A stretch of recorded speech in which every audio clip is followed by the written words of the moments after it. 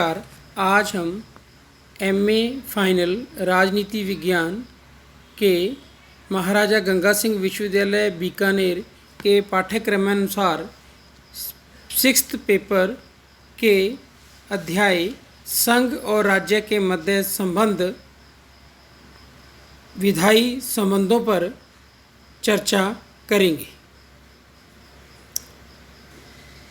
सबसे पहले हम समझेंगे कि शासन की दो प्रणालियाँ कौन कौन सी होती हैं, संघात्मक शासन प्रणाली और एकात्मक शासन प्रणाली।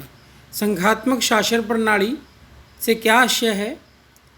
केंद्र राज्य संबंधों से अभिप्राय किसी लोकतांत्रिक राष्ट्रीय राज्य में संघवादी केंद्र और उसकी इकाइयों के बीच के आपसी संबंध से होता है।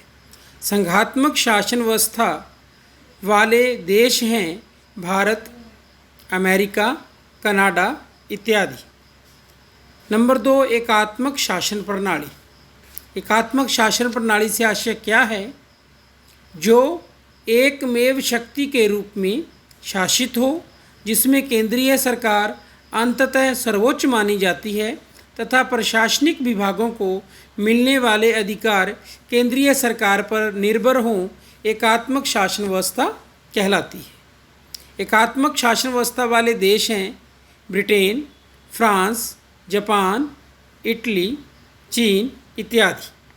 संघात्मक जहाँ परिसंघात्मक शासन व्यवस्था वाले देशों में प्राय संघ तथा राज्यों के मध्य शक्तियों एवं दायित्वों का विभाजन एक जटिल समस्या होती है। Bharat, America, Switzerland, Canada, Australia जैसे संघात्मक जहाँ परिसंघात्मक शासन व्यवस्था वाले देशों में केंद्र और राज्य के मध्य शक्तियों एवं दायित्वों का विभाजन ऐतिहासिक परिस्थितियों, भौगोलिक संपर्क, संचार एवं परिवहन की सुविधाएं, जनता की इच्छा, विभिन्न राज्यों की सामाजिक एवं राजनीतिक संरचना आदि अनेक कारकों पर निर्भर करता है। एक ओर भारत और कनाडा शक्तिशाली केंद्र के पक्ष में हैं, तो और दूसरी ओर स्विस जैसे देश सशक्त राज्यों के पक्षधर हैं, जबकि अमेरिका में केंद्र व राज्यों के बीच शक्ति संतुलन की स्थिति दिखाई देती है।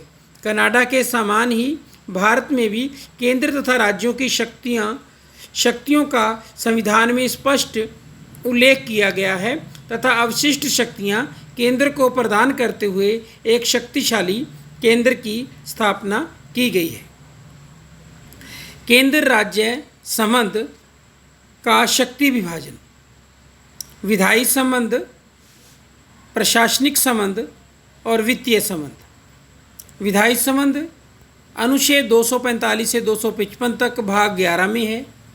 प्रशासनिक संबंध अनुच्छेद 256 से 263 भाग 11 में है। वित्तीय संबंध अनुच्छेद 264 से लेकर 293 तक भाग 12 में है। इसमें ध्यान देने योग्य की बात यही है कि न्यायिक शक्तियों का भारत में बंटवारा नहीं किया गया है, अर्थात भारत में न्याय प्रणाली का एकीकृत स्वरूप पाया जाता है। अब हम चर्चा करेंगे दोनों के बीच, केंद्र और राज्य के बीच विधायी संबंध। ये संबंध केंद्र तथा राज्यों की कानून बनाने की शक्तियों की तुलनात्मक स्थिति दर्शाते हैं। संविधान के भाग 11 में अनुच्छेद 245 से 255 तक तथा विधायी संबंधों का विस्तृत विवरण दिया गया है। अनुच्छेद 248 के अंतर्गत अवशिष्ट विधायी शक्तियां केंद्र को प्रदान की गई हैं। इसके साथ ही अनुच्छेद 249, 250, 252, 253 के अंतर्गत विशेष परिस्थितियों में केंद्र को राज्य सूची के विषयों पर कानून बनाने का व्यापक अधिकार दिए गए हैं। विधायी शक्तियों का विभाजन दो श्रेणियों में विभाजित कर इसका अध्ययन किया जा सकता है। पहला है राज्य क्षेत्र के आधार पर बेस्ड ऑन टेरिटरी और दूसरा है विषयों के आधार पर बेस्ड ऑन सब्जेक्ट्स। नंबर 1, राज्य क्षेत्र के आधार पर शक्तियों का विभाजन। इसका आशय केंद्र तथा राज्य की विधायकों द्वारा निर्मित कानून कितने भूभाग पर प्रभावी हो सकते हैं, यह है। अनुच्छेद 245 का एक संविधान के उपबंधों के अधीन रहते हुए संसद भारत के संपूर्ण राज्य क्षेत्र या उसके किसी भाग के लिए विधि बना सकेगी तथा किसी राज्य का विधानमंडल उस राज्य के संपूर्ण क्षेत्र अथवा उसके किसी भाग के लिए विधि बना सकेगा। सामान्य परिस्थितियों में संसद केंद्र सूची और समवर्ती सूची में शामिल विषयों पर ही कानून बना सकती है, जबकि राज्य विधानमंडल राज्य सूची में शामिल विषयों पर। परंतु राज्य विधानमंडल भी समवर्ती सूची के विषयों पर कानून बना सकते हैं, वे शर्ते संसद ने पहले ही उस विषय पर कोई इस आशय के साथ कानून न बना रखा हो कि उसका कानून ही पूरे देश में परिवर्तनीय होना चाहिए। अनुच्छेद 245 का 2 संसद द्वारा बनाई गई कोई विधि इस आधार पर अविधि मान्य नहीं समझी जाएगी कि उसका राज्य क्षेत्रातीत परिवर्तन हुआ है। अर्थात संसद सिर्फ भारत ही नहीं, भारत के राज्य क्षेत्र के बाहर के लिए भी कानून बना सकती है, परंतु राज्य विधानमंडल को राज्य के बाहर क्षेत्र के लिए विधि बनाने का अधिकार नहीं है। राज्य द्वारा निर्मित विधियां राज्य की सीमा के अंदर ही लागू होती हैं। नंबर 2, विषयों के आधार पर विधायी संबंध। आर्टिकल 246 संसद और राज्य के विधानमंडलों की विधि निर्माण की शक्तियों के संदर्भ में विस्तार से इसमें चर्चा की गई है। इसमें 3 सूचियों का वर्णन किया गया है। संविधान की 7वीं सूची में तीनों सूचियां दी गई हैं: संघ सूची या केंद्र सूची, राज्य सूची, समवर्ती सूची। इसका उल्लेख 7वीं सूची में किया गया है। संघ शासित प्रदेशों के संबंध में संसद समस्त विषयों पर कानून बना सकती है। अब हम बात करेंगे संघ सूची के बारे में। इसके विषयों पर कानून बनाने की शक्ति केवल संसद को ही प्रदान की गई है। इसमें राष्ट्रीय महत्व के विषयों को शामिल किया गया है। इसमें मूलतः 97 प्रविष्टियाँ शामिल थी। वर्तमान में इस सूची में 100 प्रविष्टियाँ शामिल हैं। राज्य सूची, इसमें शामिल विषयों पर राज्य के विधानमंडलों को कानून बनाने की शक्ति प्राप्त है। साधारण परिस्थितियों में संसद उस शक्ति का उल्लंघन नहीं कर सकती। इस सूची में क्षेत्रीय अथवा स्थानीय महत्व के विषय शामिल हैं। इसमें मूलतः 66 प्रविष्टियाँ थी, लेकिन वर्तमान में इसमें 61 प्रविष्टियाँ शामिल हैं। तीसरा है समवर्ती सूची। इसमें शामिल विषयों पर राज्य विधायिका तथा संसद दोनों ही विधि निर्माण कर सकती हैं। समवर्ती सूची में मूलतः 47 प्रविष्टियाँ शामिल थी, लेकिन वर्तमान में इस सूची में 52 प्रविष्टियाँ सम्मिलित हैं। आर्टिकल 247, इसमें प्रावधान है कि कुछ निश्चित अतिरिक्त न्यायालयों के गठन हेतु संसद को शक्ति प्राप्त है। आर्टिकल 248 अवशिष्ट शक्तियाँ। अवशिष्ट शक्तियों के संबंधित आर्टिकल 248 है। ऐसे विषय जो समवर्ती सूची या राज्य सूची में वर्णित नहीं है, उन पर विधि बनाने का अधिकार केवल संसद को है। इस शक्ति के अंतर्गत कर अधिरोपण, जो तीनों सूचियों में वर्णित नहीं है, का अधिकार भी संसद के पास है। संसद के पास शक्ति है कि यदि उसे राज्य के कानूनों पर आपत्ति हो तो वह स्वयं कानून का निर्माण कर सकती है और ऐसा सभी राज्यों पर लागू होगा। कुछ विशेष परिस्थितियां जब संसद राज्य सूची के विषयों पर कानूनों का निर्माण कर सकती है।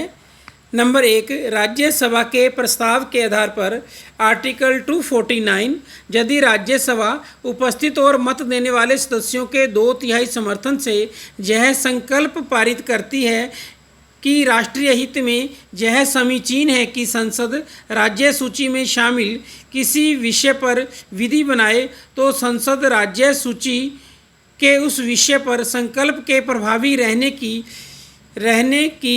रहने तक विधि बना सकेगी। राज्यसभा द्वारा पारित ऐसा संकल्प 1 वर्ष से अधिक समय तक प्रभावी नहीं रहेगा। परंतु राज्यसभा जितनी बार चाहे उपयुक्त विधि से इस संकल्प को आगे बढ़ा सकेगी। संकल्प समाप्त होने के बाद संसद द्वारा निर्मित विधि 6 महीने की अवधि पूरे होने पर स्वतः समाप्त हो जाएगी। नंबर 2, राष्ट्रीय आपात की उद्घोषणा। आर्टिकल 250। जब देश में राष्ट्रीय आपात की उद्घोषणा लागू हो तब संसद को राज्य सूची में शामिल विषयों पर भारत या उसके किसी भाग के लिए विधि निर्माण का अधिकार होगा। संसद द्वारा निर्मित ऐसी विधियां आपात की उद्घोषणा की समाप्ति के 6 महीने की अवधि पूरी होने पर समाप्त हो जाएगी। आर्टिकल 251। जब आपात की उद्घोषणा के कारण राज्य सूची के किसी विषय पर संसद द्वारा निर्मित विधि लागू हो तो उस समय राज्य विधानमंडल को भी उस विषय पर विधि बनाने का अधिकार होगा, किंतु राज्य की विधि उस मात्रा तक अपरिवर्तनीय रहेगी जिस मात्रा तक वह संसद द्वारा निर्मित विधि के विरोध में है। आर्टिकल 252। यदि 2 या 2 से अधिक राज्य विधानमंडलों द्वारा संकल्प पारित करके संसद से अनुरोध किया जाता है तो संसद राज्य सूची के किसी विषय पर कानून बना सकेगी। ऐसा अधिनियम का संशोधन या निरसन संसद द्वारा ही किया जा सकेगा। इसके साथ ही यह भी प्रावधान है कि यदि कोई अन्य राज्य इस कानून को अपनाना चाहे तो वह अपने विधानमंडल में इस आशय का संकल्प पारित कर उसे स्वीकार कर सकता है।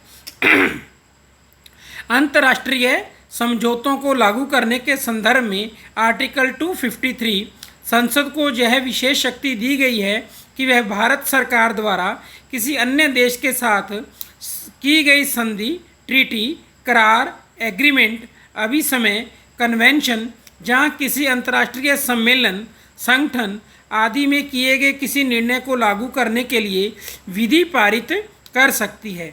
ऐसी विधि भारत के संपूर्ण राज्य क्षेत्र या उसके किसी भाग के लिए हो सकती है। नंबर 4, राष्ट्रीय शासन के दौरान। राष्ट्रपति शासन के दौरान आर्टिकल 356 किसी राज्य में राष्ट्रपति शासन जहाँ राज्य आपातकाल की उद्घोषणा की जाती है तो राज्य विधानमंडल की शक्तियाँ कुछ समय के लिए केंद्र को प्राप्त हो जाती हैं। आर्टिकल 357 में यह स्पष्ट किया गया है कि राष्ट्रपति के शासन के दौरान राज्य विधानमंडल की शक्तियाँ संसद द्वारा या संसद के प्राधिकार के अधीन प्रयोग की जाएगी। 5वां बिंदु है राष्ट्रीय महत्व की संस्थाओं के संबंध में। यह शक्ति संसद को संघ सूची की प्रविष्टि संख्या 62 व 63 से प्राप्त होती है। इसके अनुसार यदि संसद विधि द्वारा किसी संस्था को राष्ट्रीय महत्व की संस्था घोषित कर देती है तो उस संस्था से संबंधित सभी विषयों पर संसद विधि बनाने के लिए अधिकृत हो जाती है। तो यह 5 वह विशेष परिस्थितियां थी जब संसद राज्य सूची के विषयों पर भी कानूनों का निर्माण कर सकती है। आर्टिकल 254 संसद द्वारा बनाई गई विधियों और राज्य विधानमंडल द्वारा बनाई गई विधियों में असंगति की स्थिति में संसद की विधि प्रभावी रहेगी। इसी तरह आर्टिकल 255 सिफारिशों और पूर्व मंजूरी के बारे में अपेक्षाओं को केवल प्रक्रिया का विषय मानना और इस आधार पर उसे खारिज ना करना। धन्यवाद।